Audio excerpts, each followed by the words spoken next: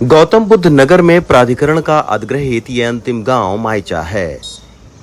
इस गांव से करीब 1 किलोमीटर दूर दिल्ली हावड़ा रेल लाइन के उस पार इन खेतों में अब एक नए शहर को बसाने की तैयारी शुरू होने लगी है।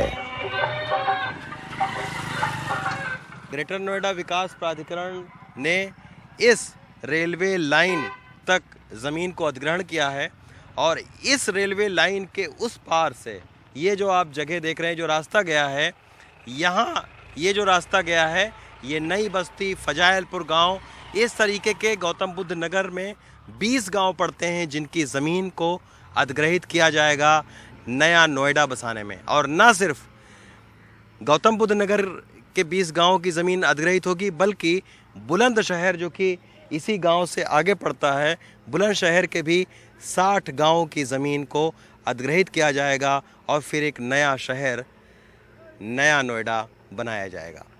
आइए आपको लेकर चलते हैं उन गांवों में जिनकी ज़मीनों को अधिग्रहित किया जाना है।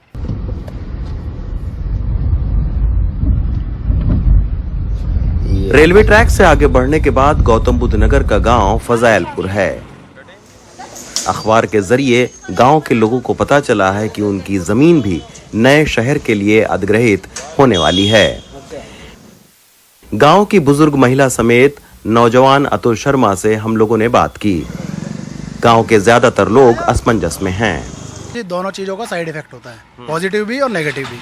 अगर जमीन जाएगी तो लोगों के पास में पैसा आएगा, शायद कुछ रोजगार की वो बनेंगे, हो सकता है कुछ कंपनीज खुलें, कुछ अधिग्रहण होगा, कंपनीज आएंगी, इंडस्ट्रियल प्लॉट आएंगे, कुछ हमें भी परसेंटेज के प्लॉट मिलेंगे। लेकिन उसका सेकंड इम्पैक्ट ये होगा कि लोगों को पैसा झेलता नहीं है इतनी आसानी से।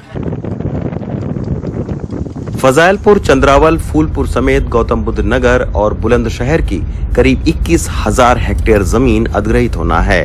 ये इलाका ईस्टर्न पेरिफेरल और डेडिकेटेड फ्रेट कॉरिडोर से सटा हुआ है। इसी के चलते यहाँ एक बड़ा लॉजिस्टिक हब बनाने की भी योजना है। हम इसमें 40% इंडस्ट्रीज और लॉजिस्टिक्स और एजुकेशन इंस्टीट्यूशंस और रेजिडेंशियल, इसके लिए पूरा हम लोगों ने एक प्लान बना है। अभी बोर्ड में इसका अप्रूवल मिला है, पब्लिक के सामने हम इसको ले आएंगे। तो 30 डेज एक ऑब्जेक्शंस के लिए हम लोग टाइम देंगे। जो भी ऑब्जेक्शंस मिलेगा इसका निस्तारण भी होगा। उधर नोएडा के रहने वाले और उद्योगपति न्यू नोएडा के बारे में क्या सोचते हैं, ये जानने के लिए हम मिले नोएडा एंटरप्रेन्योर एसोसिएशन से जुड़े सुधीर श्रीवास्तव से। उनकी नोएडा में केबल बनाने की फैक्ट्री है, वो उसका विस्तार करना चाह रहे हैं, लेकिन नोएडा में जमीन न मिलने से कई साल से उनका प्रोजेक्ट लटका हुआ है। अब न्यू नोएडा से उम्मीदें बंधी हैं। हम लोग बहुत उत्साहित हैं क्योंकि अभी एक्सपेंशन में अगर हमें कोई यूनिट लगाना है तो नोएडा में अब कोई जगह बची नहीं है। तो ऐसे में जो न्यू नोएडा आ रहा है तो ये हम लोगों के लिए एक फ्यूचर के लिए बहुत अच्छा एक स्कोप है कि हम अब एक्सपेंशन में वहाँ जा सकते हैं। लेकिन कहीं ऐसा ना हो जो पहले यहाँ पर जैसे एक्वायर की गई थी, जो जगह आप देखते होंगे, जो एक्सटेंशन है नोएडा का, इधर ग्रेटर नोएडा का जो एक पार्ट है, तो उसमें जो जगह एक्वायर की गई थी वो लिया गया था इंडस्ट्रीज़ के नाम पे। बाद में फिर वो बिल्डर्स को लैंड यूज चेंज करके कर दिया गया। तो अल्टीमेटली इस टाइप की चीज़ें ना हो, इंडस्ट्रीज़ को फोकस करते हुए गवर्नमेंट ने ये इनिशिएटिव लिया है और ये इसी पर ही ये कायम रहे। 1975 में new Okhla industrial development authority यानी नोएडा को करीब 5 लाख की आबादी के लिए तैयार किया गया था।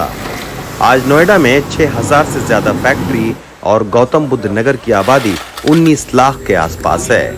ऐसे में बढ़ते औद्योगिकीकरण और आबादी का दबाव लोग महसूस कर रहे हैं। कि न्यू नोएडा का विकास के लिए जैसे ग्रेटर नोएडा यमुना अथॉरिटी अलग अलग प्राधिकरण बनाए गए हैं, इसी प्रकार एक न्यू नोएडा का अलग प्राधिकरण उठाया जाए और उसके सीईओ और अधिकारी अलग हों, क्योंकि नोएडा बहुत बड़ा क्षेत्रफल हो गया है और यहाँ बहुत सारी चीजें अभी करने के लिए बाकी हैं। नोएडा के बाद greater Noida, Noida extension, Yamuna expressway तक समय समय पर विस्तार होता रहा है। लेकिन जब जनता के सामने न्यू नोएडा का मास्टर प्लान आधिकारिक तौर पर आएगा, तभी पता चलेगा कि नए औद्योगिक माहौल और आवासीय जरूरतों की चुनौती का न्यू नोएडा शहर कैसे मुकाबला करता है। नोएडा से रवीश रंजन शुक्ला, NDTV इंडिया।